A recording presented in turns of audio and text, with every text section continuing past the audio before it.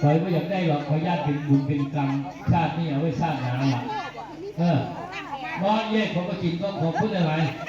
ยกไปพุ่นพี่น้องยกไปทักมุสิยกไปละแล้วเขากำน้ำไม่หยาโอ้ยนี่ในพวกไปเห็นกับเขาซอยกันนี่ดีในพวกมันช่างพ่อตอนนี้ก็ดีวัดละ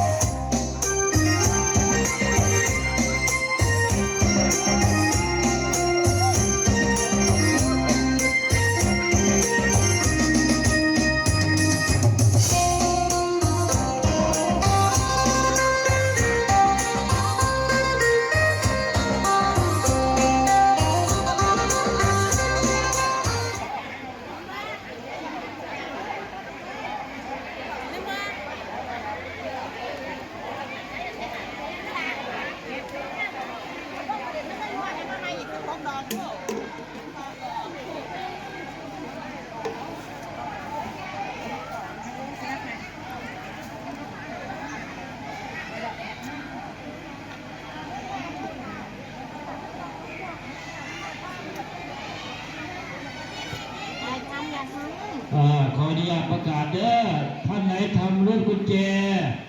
มอเตอร์ไซค์นะครับมีกุญแจบ้านด้วย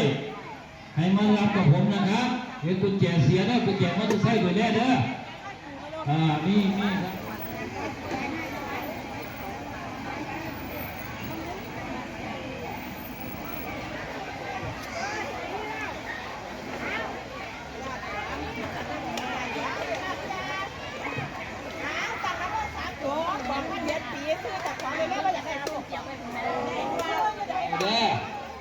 หลวงกองเขา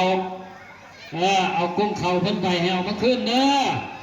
ผู้ใดเอากองเขาคนอื่นไปเอามาขึ้นนะแม่เด้อพ่อแม่เขียนซื้อไปโยกองเขาภรรยาท่านสทสมชายคงดาราเอามาขึ้นเพิ่นเด้อทะเบียนรถ668800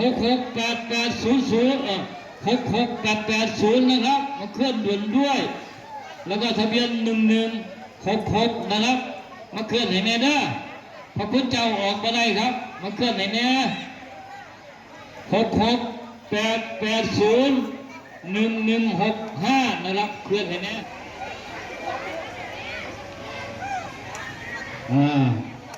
มาอยู่ผ้าขาวซอยกันเด้อพี่น้องของเขาเนาะมาอยู่ผ้าขาวซอยกันแน่นะครับ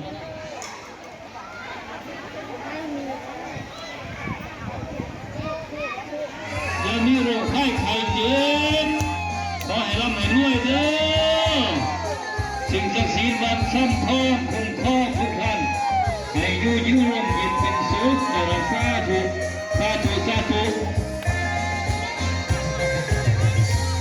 ยอดครับท่านผู้ใหญ่ศรีรวิทย์ศรีจันดี